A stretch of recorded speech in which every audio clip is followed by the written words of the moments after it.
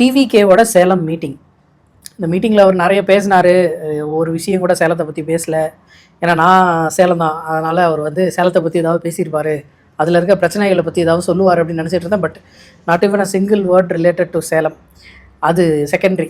சரி, அவர் பேசின விஷயங்களையே நம்ம எடுத்துக்கிட்டாலும் அதில் பெருசாக பேசுகிற அளவுக்கு எதுவுமே இல்லை. அதனால தான் நான் வந்து வீடியோ போடாமல் அப்படியே விட்டேன். இதை பற்றி என்ன பேச, எல்லா மீட்டிங்லையும் இதை பற்றி தான் பேசுகிறாரு. எப்பயுமே டிஎம்கே எதிர்ப்பு, இல்லைன்னா நான் வந்தால் லஞ்சம் வாங்க மாட்டேன், சிறப்பாக செய்வேன் அப்படின்னு சொல்கிறது. இதை தவிர வேறு என்ன அவர் புதுசாக பேச போகிறாரு அப்படின்றதால சரி வேணாம், இதை பற்றி எதுக்கு பேசிக்கிட்டு அப்படின்னு சொல்லி விட்டுருந்தேன். பட் அதில் சொன்ன ஒரு பாயிண்ட் வந்து எனக்கு வந்து பேசியிருக்கலாமோ அப்படின்னு தோணிகிட்டே இருந்துச்சு. என்னென்னா, குட்டி நண்பா நண்பீஸ், உங்கள் வீட்டில் இருக்க அப்பா அம்மா சித்தப்பா பெரியப்பா மாமா அத்தை இந்த மாதிரி எல்லார்கிட்டையும் விசில் சின்னத்துக்கு ஓட்டு போட சொல்லுங்கள் அப்படின்னு சொன்ன விஷயம் வந்து எனக்கு வந்து ரொம்ப என்ன இப்படி இறங்கிட்டாங்க அப்படின்ற மாதிரி தான் ஃபீல் ஆச்சு. ஏன்னா எந்த கட்சியாவது அந்த வீட்டில் இருக்க குழந்தைங்கள்ட்ட ஓட்டு சேகரிக்க சொல்லியிருக்காங்களா, சொல்லியிருப்பாங்களா? யோசிச்சு பாருங்கள். எது டிஎம்கேவாக இருக்கட்டும், ஏடிஎம்கேவாக இருக்கட்டும், ஏன் பிஜேபியாக கூட இருக்கட்டும், எந்த கட்சியாவது இந்த மாதிரி ஸ்டேட்மெண்ட் சொல்லி பார்த்துருக்கீங்களா? ஒரு முன்னெல்லாம் ஸ்கூலில் இருக்கிற பசங்களை எல்லாத்தையும் ஓட்டு சேகரிக்கிறதுக்காக கூப்பிட்டு போவாங்க. எலெக்ஷன் கமிஷன் வந்து அப்போ ஒரு ரூல் போட்டாங்க, 18 அண்டர் வந்து யாரையுமே எலெக்ஷனுக்காக பாலிட்டிக்ஸ்க்காக யூஸ் பண்ணக்கூடாது அப்படின்னு. பட் இப்போ இவர் வந்து ஓப்பன் ஸ்டேஜில் நீங்கள் வந்து குட்டி நண்பான் நண்பீஸ் வந்து எங்களுக்கு ஓட்டு போடுறதுக்கு உங்கள் வீட்டில் இருக்க எல்லாரையும் டார்ச்சர் பண்ணுங்க அப்படின்ற ரேஞ்சுக்கு வந்து பேசியிருக்காரு. இது வந்து ஒரு மாதிரி உறுத்தலாகவே இருந்துச்சு. எதுக்கு இந்த மாதிரி சொல்கிறாங்க? நீங்கள் வந்து ஓட்டு கேட்குறீங்க, நீங்கள் ஆட்சிக்கு வரணும், உங்களுக்கு வந்து நிறைய சீட்டு கிடைக்கணும் அப்படின்னா மக்கள்கிட்ட ஒழுங்காக ஓட்டு சேகரிங்க. யார் யாரெல்லாம் போடக்கூடாதுன்னு நினைக்கிறாங்களோ எல்லார்ட்டையும் நான் எங்களுக்கு வந்து நீங்கள் போடுறதுக்கு என்ன காரணமாக இருக்கும் அப்படின்ற அந்த காரணத்தை சொல்லுங்கள், நாங்கள் இதை விட இதை டிஃப்ரெண்ட்டாக பண்ணுவோம் அப்படின்னு சொல்லுங்கள். அதெல்லாம் எதுவும் கிடையாது. நீங்கள் வந்து எப்பயுமே இவங்க குறுக்கு வழியில் தான் போகிறது. சரி, இது வந்து இந்த விஷயம் வந்து எனக்கு முரணாக இருந்தது. அதுக்கப்புறம் அவர் பேசின ஒரு சில விஷயங்கள், நீங்கள் வந்து என்ன மாதிரி தனியாக கட்சி ஆரம்பித்து 1% ஓட்டு வாங்கிக்காமீங்க அப்படின்னு பேசினார். அப்போ நாம் தமிழர் கட்சி வந்து என்ன பண்ணிகிட்டு இருந்தாங்கன்னு நினைக்கிறீங்க? நாம் தமிழர் கட்சி வந்து ஆரம்பத்தில் சீமான் அவர்கள் ஆரம்பிக்கும் போது அவருக்கு ஒன்றும் பெரிய ஃபேமெல்லாம் கிடையாது. உங்களை மாதிரி கரியரின் உச்சத்தில் 1000 கோடியை விட்டு அந்த மாதிரிலாம் எதுவும் கிடையாது. அப்படி இல்லாமல் தான் வந்து கட்சி ஆரம்பித்தார். எல்லா எலெக்ஷன்லையும் நிற்கிறாங்க. போன எலெக்ஷனில் பெருவாரியான வாக்குகள் வந்து வாங்கினாங்க. அவங்க இப்போ வரைக்கும் எந்த ஒரு சீட்டுமே ஜெயிக்கலை. பட் இருந்தாலும் அவங்க வந்து இந்த மாதிரியெல்லாம் பர்சன்டேஜ் வந்து வச்சுருக்காங்க. அவர் வந்து மாதத்துக்கு ஒரு மாதிரி பேசுவார், ஒரு வாரத்துக்கு ஒரு வாரமே நிறைய டிஃப்ரென்ஸ் இருக்கும். ஒரு வாரம் இப்படி ஒரு வாரம் அப்படி அப்படின்னு பேசுவார். பட் இருந்தாலும் வந்து ஒரு கட்சி ஆரம்பித்து 8% ஓட்டு வந்து லாஸ்ட் எலெக்ஷனில் காமிச்சாங்க. நீங்கள் வந்து என்ன ரோட்டில் இருந்து எந்திரிச்சு வந்து நான் கட்சி ஆரம்பித்து 1% ஓட்டு வாங்க போகிறேன் அப்படின்னு பேசுகிற ஆளா நீங்கள் சொல்கிறீங்களே கரியரின் உச்சத்தில் அப்படின்னு. இந்த மாதிரி உங்கள் அப்பா சப்போர்ட் இல்லாமல் தான் நீங்கள் படத்துக்குள்ளே வந்தீங்களா? படத்துக்குள்ளே வந்ததுக்கு அப்புறம் கரியரின் உச்சத்தில் வளர்ந்ததுக்கு அப்புறம் நீங்கள் வந்து கட்சி ஆரம்பித்து நான் வந்து இவ்வளோ பெர்சன்டேஜ் வச்சுருக்கேன் அப்படின்னு காமிக்கிறீங்கல்ல. ஏன் இதை வந்து நீங்கள் உள்ளே வரும்போதே ஆரம்பிக்கிறது? இல்லை தொடர்ந்து ஒரு 5-6 படம் ஃப்ளாப் ஆனிச்சே அந்த டைமில் ஆரம்பிக்கிறது? எதனால் இப்போ ஆரம்பிச்சிங்க? உங்களுக்கான ஒரு மாஸ் இருக்குது, உங்களுக்கு ரசிகர்கள் நிறைய பேர் இருக்காங்க, அவங்கள அப்படியே ஓட்டாக மாற்றிடுவோம் அப்படின்ற ஒரு எண்ணத்தில் தானே உள்ளே வந்துருக்கீங்க. இந்த குறுக்கு புத்தி இருக்கிற நீங்கள் வந்து என்ன மாதிரி புதுசாக கட்சி ஆரம்பிச்சு அப்படின்றதுல என்ன லாஜிக் இருக்குது அப்படின்னு எனக்கு தெரியும். நான் வந்து எப்பயுமே இந்த மாதிரி ஒரு மீட்டிங் நடக்குது அப்படின்னா ஒரு 2-3 நாள் வந்து கேப் எடுப்பேன். ஏன்னா இவங்க வந்து யார் யார் என்ன பேசியிருக்காங்க, விஜய் அவர்கள் என்ன பேசியிருக்காருன்றதை தாண்டி அவர்களுடைய ரசிகர்கள் என்ன பேசுகிறாங்க அப்படின்றது அப்போ தான் கொஞ்சம் கொஞ்சமாக வெளியே வரும். ஒரு 2 நாளில் தான் ஒரு வீடியோவாக போட்டு விடுவானுங்க. அந்த மாதிரி நான் தொடர்ந்து இந்த 2 நாள் வாட்ச் பண்ணதில் நிறைய வீடியோஸில் வந்து சைக்கோங்கெல்லாம் பேசியிருக்கானுங்க. இந்த மாதிரி சைக்கோஸ்லாம் எங்கடா இருக்கீங்க அப்படின்ற அளவுக்கு இருக்குது. என்னோடய ஃப்ரெண்ட்ஸ் சர்க்கிளில் யாரும் அந்த மாதிரி இல்லை, லக்கிமி அப்படின்னு சொல்லி நான் என்னையே தான் சொல்லிக்கணும். பட்டு அந்த வீடியோஸ்லாம் பார்க்கும்போது டேய் மென்டலடா நீங்களாம் அப்படின்ற மாதிரி தான் எனக்கு தோணுச்சு. அதுலேயும் நிறைய விஷயங்கள். ஒருத்த வந்து கடும் கோபத்தை உண்டு பண்ண வீடியோ என்னென்னா, இந்த உரிமை தொகையை வந்து அன்னைக்கு காலையில் 5000 ரூபாய் எல்லார் அக்கௌண்ட்டுக்கும் போட்டிருக்காங்க. அது வந்து அவங்க வேணான்னு சொன்னாலும் அவங்க அக்கௌண்ட்டுக்கு வந்து விழும். அது வந்து எதுவும் பண்ண முடியாது.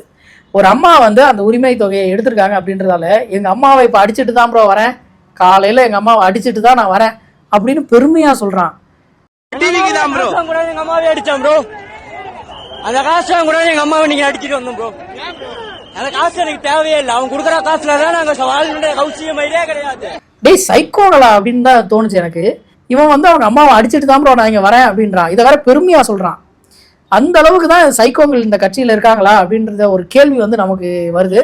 அதுக்கு அடுத்து 2.5 வயசு குழந்தைய தூக்கிக்கிட்டு ஒரு அம்மா வந்து நான் தளபதியை நேரில் பார்த்துட்டேன், பக்கத்தில் இருந்து பார்த்துட்டேன். அந்த ரிப்போர்ட்டர் வந்து கேட்குறாரு, ஏமா கரூரில் இவ்வளோ பெரிய சம்பவம் நடந்திருக்கு, திரும்பவும் குழந்தைய தூக்கிட்டு வரீங்களே எப்படிமா அது அப்படின்னும் போது, அதெல்லாம் பிரச்சனை இல்லைங்க, எனக்கு இங்கே பாதுகாப்பாக இருந்தது, எனக்கு வந்து எந்த பிரச்சனையும் கிடையாது, கூட வந்து 2-3 எடுப்புங்க வேற சப்போர்ட்டுக்கு, இங்கெல்லாம் எந்த பிரச்சனையும் கிடையாது, நாங்கள் அவ்வளோ பத்திரமா பார்த்துக்கிட்டோம். இவ்வளோ வெயில்ல 2.5 வயசு குழந்தைய தூக்கிட்டு வந்தப்போ இன்னமும் நியாயப்படுத்துறீங்கல்ல, உங்களுக்கு மனசாட்சி இல்லையா?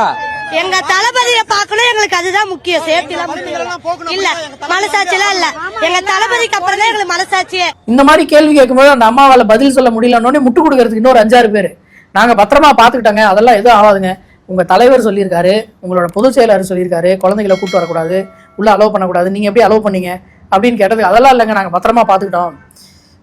இது வந்து எங்க போய் முடியுன்றது தெரியல. அந்த மாதிரி இருக்கு இவங்களோட மனப்பான்மை எல்லாம். எப்படின்னா, ஒரு கேள்விக்கு நம்ம பதில் கேட்டோம்னா அதுக்கு பதில் சொல்ல மாட்டானுங்க இவனுங்க வந்து, அதெல்லாம் பிரச்சனை இல்லைங்க அப்படின்னு சொல்லி தான் அவனுங்களோட பதில். இன்னும் நம்ம ஃபோர்ஸாக கேட்டோம்னா திட்டுவானுங்க. வேற என்ன அவங்களுக்கு பண்ண தெரியும்? பதில் சொல்ல தெரியலனா அந்த இடத்துல திட்ட தான் செய்வானுங்க. இவனுங்க இப்படி தான் அப்படின்றது நமக்கு ஏற்கனவே தெரிஞ்ச விஷயம்தான். சரி, அடுத்து இப்போ வந்து ஒரு மீட்டிங்லேயும் சொல்லிட்டு இருக்காருல, நமக்கு 2 பேருக்குள்ளதான் போட்டி, ஒன்று டிஎம்கே இன்னொன்று டிவிகே அப்படின்றாருல. அது கிடையாது, 2 பேருக்குள்ளதான் போட்டி, ஒன்று விஜய் இன்னொன்று சாட்டை. அப்படிதான் நம்ம சொல்லணும். ஏன்னா சாட்டை என்னென்னலாம் பேசுறாரோ அதுக்கான பதில் தான் ஒரு மீட்டிங்லயும் விஜய் வந்து கொடுத்துக்கிட்டு இருக்காரு. சாட்டை வீடியோ முன்னெல்லாம் என்டிகேல இருந்து பேசினாவே நமக்கு வந்து வெறுப்பாகும். பட் இப்பெல்லாம் இந்த ஃபன் இருக்குல்ல, அந்த என்டர்டைன்மெண்ட், 38 நிமிஷம் வீடியோ போட்டிருந்தாரு, 3,90,000 பேர் பார்த்துருக்கான் அந்த வீடியோவை. இந்த ஃபன்ன்றது வேற லெவல்ல போய்கிட்டு இருக்கு டிவிகேவை கலாய்க்கிறதுல. அதுவும் இந்த டிவிகேக்கு சப்போர்ட் பண்ணி போடுறானுங்கல்ல, அவனுங்களோட வீடியோவும் இதுவும் கம்பேர் பண்ணும்போது இதுல தான் பயங்கரமான ஃபன்னு போய்கிட்டு இருக்கு. இதுக்கு தான் அதிகமான வியூஸும் போகுது. ஏன்னா டிவிகேன்ஸுக்கு பத்தி தெரியுமே, நீங்க வந்து வியூஸையும் லைக்ஸையும் வச்சு தானே கட்சி எப்படி இருக்கு, உங்களை எப்படி பாக்குறாங்க அப்படின்னு சொல்லி நீங்க முடிவு பண்ணீங்க. அதனால சொல்றேன், வந்து மதன் கௌரி ஒரு வீடியோ போட்டிருக்காரு, சாட்டை ஒரு வீடியோ போட்டிருக்காரு. சாட்டை வீடியோ 394K, மதன் கௌரி இது 380 390 அவ்வளோதான். ஏன்னா நான் எதுக்கு சொல்றேன்னா, மக்கள் வந்து விஜய் பயங்கரமா பேசுறாரா இல்லையா அப்படின்ற தாண்டி விஜயை கலாய்ச்சி சாட்டை என்ன பேச போகிறார் அப்படின்ற விஷயத்தை தான் பயங்கரமா எக்ஸ்பெக்ட் பண்ணிட்டு இருக்காங்க. சாட்டை வீடியோ வந்து நமக்கு வந்து பயங்கரமான ஒரு என்டர்டைன்மெண்ட். அதை வந்து யாரும் மிஸ் பண்ணிடாதீங்க, ஜாலியா கேளுங்க. அது சிந்திக்கிற மாதிரி இருக்கும், பட் இருந்தாலும் ஜாலியா கேளுங்க. நம்ம வந்து சாட்டைக்கு நண்பர்லாம் கிடையாது, பட் இருந்தாலும் ஃபன் கேரண்டீட் அப்படின்ற மாதிரி தான் இருக்கு. அடுத்து வந்து இவங்க கட்சிக்குள்ளேயே நடக்கிற நிறைய விஷயங்கள், இது ஒருத்தரும் தேடி கண்டுபிடிச்சி, நீ எப்படி கேட்ட கேள்விக்கு பதில் சொல்லுவியா இல்லை சைக்கோ மாதிரி பதில் சொல்லுவியா? நான் சைக்கோ மாதிரி தாங்க பதில் சொல்லுவேன், அப்போ நீ வா, நீ தான் எங்கள் கட்சிக்கு தேவை அப்படின்னு சொல்லி தூக்கிட்டு வந்த மாதிரி இருந்துச்சு ஒருத்தருமே. சேலம் மீட்டிங்கில் சூரஜ்னு சொல்லி ஒருத்தர் வந்து இறந்துட்டாரு. அவர் வந்து ரொம்ப நேரம் வெயிலில் நின்றுட்டு இருந்ததால் அவருக்கு வந்து ஹார்ட் அட்டாக் வந்து இறந்ததா ஒரு நியூஸ் வந்தது. அந்த நியூஸுக்கு அப்புறம் நிறைய விஷயங்கள் வந்து அப்படியே அடுக்கடுக்காக வச்சோம்னா இவனுங்க வந்து எவ்வளோ கேவலமானவனுங்க அப்படின்றத நம்ம வந்து ஈஸியாக புரிஞ்சிக்க முடியும். ஃபார் எக்ஸாம்பிள் என்ன சொல்லணும்னா, சின்ன விஷயம், இங்கே சென்னை பாரிஸில் வந்து ஒரு பிரச்சனை நடந்துச்சு, நான் கூட வீடியோ போட்டிருந்தேன்ல, இவங்க வந்து எப்படி இதை அரசியல் ஆக்கணும்னு நினைக்கிறாங்க அப்படின்னு. ஒரு கை கலப்பான விஷயத்துக்கு ஹாஸ்பிட்டலுக்கு 1000 பேர் போகிறானுங்க. இவர் ஆதவர்ஜனா போகிறாரு, நிர்மல்குமார் போகிறாரு, லைலாமணி போகிறாரு, ராஜ்மோகன் போகிறாங்க, எல்லாரும் அப்படியே தொடர்ந்து லைனாக போகிறானுங்கல்ல. அந்த மாதிரி போனவங்க இங்கே ஒருத்தர் இறந்துட்டாரு. இவர் வந்து நார்த் இந்தியனோ இல்லை இங்கே இருக்கிறவரோ இல்லை எங்கேயோ இருக்கிறவரோ, யார் கூட்டத்திற்கு வந்து இறந்தார் அப்படின்ற கேள்வி இருக்குல்ல. இவங்க வந்து சொன்னாங்கல்ல, நிர்வாகிகள் மட்டும்தான் அலௌடு அப்படின்னு. பாஸ் எப்படி அவருக்கு கிடைச்சிது? அப்போ இவங்க வந்து ஒருத்தர்ட்டையும் பாஸை சேல் பண்ணி தான் காசு வாங்குறானுங்கல்ல. அந்த மாதிரி இருக்கும்போது இவர் நிர்வாகிகளா இவர் வந்து உள்ள வந்து இறந்துட்டார். இப்போ இறந்ததுக்கு இவங்க என்ன பண்ணணும்? எங்கள் நிர்வாகி இந்த மாதிரி இறந்துட்டாரு அப்படின்னு சொல்லி சொல்லணும். சரி, இவர் நிர்வாகியே கிடையாதுங்க அப்படின்னாலும் கூட ஓகே தான், எங்கள் மீட்டிங்க்கு இந்த மாதிரி ஒருத்தர் வந்து இறந்துட்டாரு துரதிருஷ்டவசமாக, இதை வந்து நாங்கள் அடுத்து என்ன ஸ்டெப் எடுக்கணுமோ அதை பண்ணுவோம் அப்படின்னு சொல்லணும்ல. அதெல்லாம் எதுவுமே கிடையாது. இவர் வந்து ஒரு நார்த் இந்தியன், இவருக்கு வந்து நிர்வாகி பாஸ் வாங்கி கொடுத்து டிஎம்கே தான் உள்ளே அமைச்சிருக்கானுங்க. அந்த மாதிரிலாம் பேசிக்கிட்டு இருந்தானுங்க. எனக்கு வந்து என்னடா ஒரு உயிர் போனதுக்கு அப்புறம் எப்படி அவங்களால இப்படி பேச முடியுது அப்படின்னு தோணுச்சு. இந்த கை கலப்பாயி 5 பேர்த்த அடித்ததுக்கே அத்தனை பேர் போனீங்களே, இதுக்கு எத்தனை பேர் போனீங்க? இந்த கேள்விதான் நமக்கு. இதை வந்து டிவிகே வெர்சஸ் டிஎம்கேன்னு செட் பண்ணுறதுக்காக இவங்க பார்க்குற வேலை தான் இது. வந்து அந்த சின்ன பிரச்சனைக்கு அத்தனை பேர் போனானுங்கல்ல, இங்கே ஒருத்தர் உயிர் போயிடுச்சு, இங்கே எத்தனை பேர் போனாங்க? யாருமே போல, லிட்ரலி யாருமே போல. இந்த மாதிரி நியூஸ் வரவும் வெளியில் வந்து நிறைய பேர் இதுக்கு எதிர்ப்பாக குரல் கொடுக்கவும் அதுக்கப்புறமா தான் போய் பார்த்துருக்காங்க. அதுக்கப்புறமா தான் அதுலேயும் ஒரு இது என்னென்னா, அந்த மாவட்ட செயலாளர், சேலம் மாவட்ட செயலாளர் பார்த்திபன் அவர் வந்து சூரஜை வந்து சூரஜுக்கு இறுதி மரியாதை செலுத்திட்டு அதை வந்து ஒரு ரீல்ஸாக எடுத்து போட்டிருக்கானுங்க. நம்ம குடும்பம் அந்த 2 குழந்தைகள் நம்ம பிள்ளைங்க தெரியும். நல்லவர்கள் கூடும் போது நன்மைகளும் கூடி போகும், கண்ணிமைக்கும் நேரம் போதும் எல்லாம் மாறுமே. புன்னகையின் வாசமின்றி இன்று வரை பூமி மேலே நிம்மதியில் வாழ்ந்ததாக இல்லை யாருமே. குடும்பத்துக்கு எதுனாலும் சரி நம்ம செயல மாத்திரம் இங்க இருக்க அத்தனை பேர் நீங்க இதோட போறேன்னு சத்தியமா சொல்ல இருக்கக்கூடாது. யாவும் மாறுமே. எங்கே போனாலும் இவனுங்களுக்கு இந்த லூசுத்தனமான வேலை தான். ஒரு சாவு வீட்டில் போய் நீங்கள் ரீல்ஸ் எடுப்பீங்களா? எடுத்துருக்கானுங்க.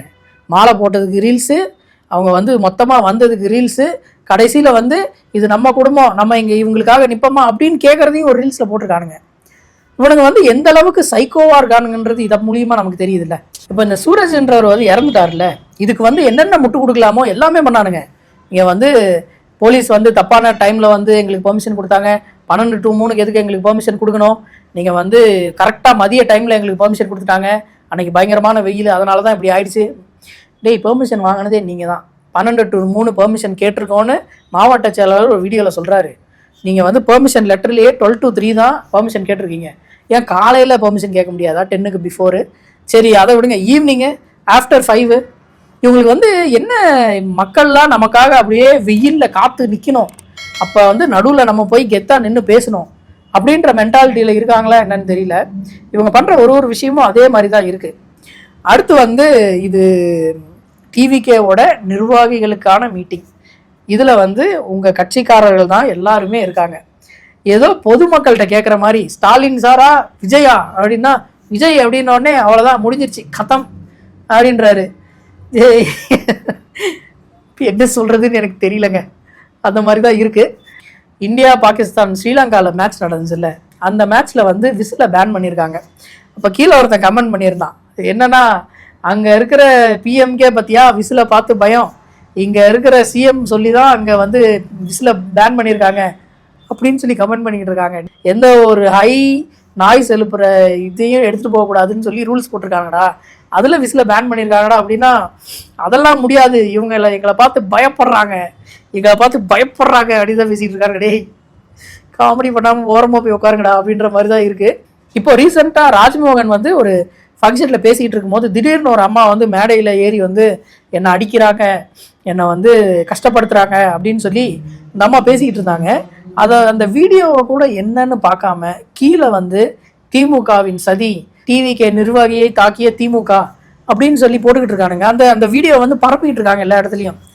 அது என்னன்னாவது பார்க்குறீங்களாடா? இது வீடியோவாவது ஃபுல்லாக பார்க்கணும், இல்லை கீழே என்ன இருக்குன்னாவது படிக்கணும். உங்கள் பற்றி தெரியாதா? திருச்சியில் ஒரு குழந்தை காணா போன உடனே அறிக்கை தானே, இந்த மாதிரி குழந்தை காணா போனதுக்கு இந்த அரசு தான் காரணம் அப்படின்னு சொல்லி அறிக்கை விட்டாங்க.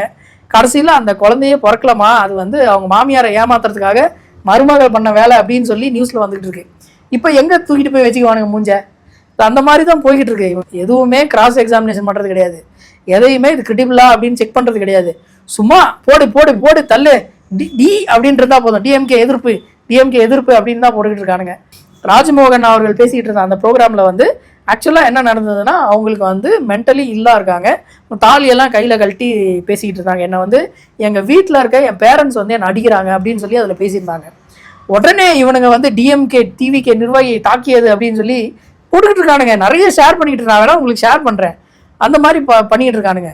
சூரஜ் இறந்த விஷயம் வந்து சன் நியூஸில் டெலிகாஸ்ட் ஆகிட்டு இருக்கும்போது அந்த டைமில் வந்து இந்த ட்விட்டர் ஸ்பேஸில் வந்து பேசிக்கிட்டு இருந்திருக்காங்க. அப்போ வந்து இந்த மாதிரி நியூஸ் வருது அப்படின்ன உடனே அதெல்லாம் சன் நியூஸ் போடுற உருட்டாக இருக்கும், அதெல்லாம் ஒரு உயிர் தானே, முடிஞ்சதுக்கப்புறம் பார்த்துக்கலாம் அப்படின்னு சொல்லி பேசுகிறாங்க. விளங்கல அதுதான், அது சன் நியூஸ்ல ஏதாவது உருட்டுவாங்க ப்ரோ, அது பொறுமையா பாத்துக்கலாம். என்ன மனநிலையில் இந்த மாதிரி பேசுகிறாங்கன்னு எனக்கு தெரியல. ஒரு உயிர் தானே, பார்த்துக்கலாம், எப்படி அந்த மாதிரிலாம் உங்களுக்கு பேச தோணுது? இந்த அளவுக்கு வந்து டிவிகேவில் இருப்பவர்கள் சைக்கோக்களா அப்படின்னு சொல்லி நம்ம கேள்வி கேட்க வேண்டியதாக இருக்குது. நம்ம கேள்வி கேட்டோம்னா கீழே கமெண்ட்டில் அதை விட பயங்கரமான சைக்கோக்கள் வந்து நம்மளை திட்டுவாங்க. ஏன்னா லாஸ்ட் வீடியோவுக்கு நான் போராடி இருக்கிற எல்லாருக்கும் கமெண்ட் பண்ணி ஓஞ்சி போயிட்டேன். இந்த வீடியோவுக்கும் அதிகமான கமெண்ட்ஸ் வரும் என்று எதிர்பார்க்கிறேன். அதற்கு தக்க பதிலடி தரப்படும் என்பதையும் தெரிவித்துக் கொள்கிறேன். இவங்க வந்து இந்த மனநிலையிலிருந்து மாறணும், இவங்களை எப்படியாவது நம்ம காப்பாற்றணும் அப்படின்றது தான் என்னோட ஒரே நோக்கம். அதனால் இவங்களை திருத்துற வரைக்கும் நம்ம வந்து வீடியோ போட்டுகிட்டே தான் இருப்போம். யார் என்ன சொன்னாலும் வீடியோ போடுறதை நிறுத்த போவதில்லை. சாட்டைக்கு ஒருத்தன் வந்து த்ரெட்டு விட்டான்ல, வந்து எல்லாருமே சைக்கோ அப்படின்னால எனக்கு அதை பார்க்கும்போது காமெடியாக இருந்தது. ஐயோ அந்த ஆளு தான் நீங்கள் எங்கே போனாலும் வந்து துரத்தி அடிக்கிறானேயா, திரும்ப எதுக்கியா அவன்கிட்ட த்ரெட்டுன்னு போகிறீங்க, தேனியில் நீங்கள் கூப்பிட்டாங்கன்னு சொல்லி தான் வந்து நின்றுட்டு இங்கே தானே நிற்கிறேன் அப்படின்னு சொல்லிலாம் வீடியோ போட்டாங்க. அந்த ஆள் திரும்ப ஏயா சேலத்துக்கு கூப்பிடுறீங்க, அவன் எத்தனை தடவையா வந்து ப்ரூவ் பண்ணோம் அப்படின்ற மாதிரி தான் இருந்தது.